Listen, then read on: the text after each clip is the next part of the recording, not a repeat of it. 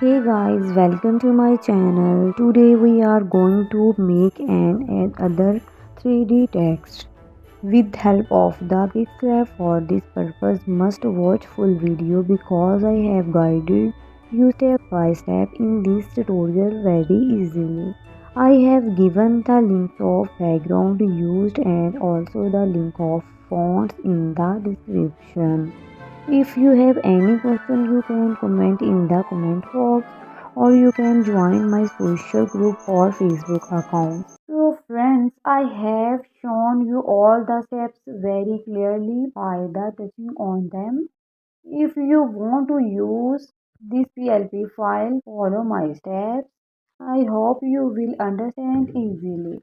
Thanks for watching. I hope you will like this video. Please like, comment, share my video and subscribe my channel for new easy tricks and all kind of editing material.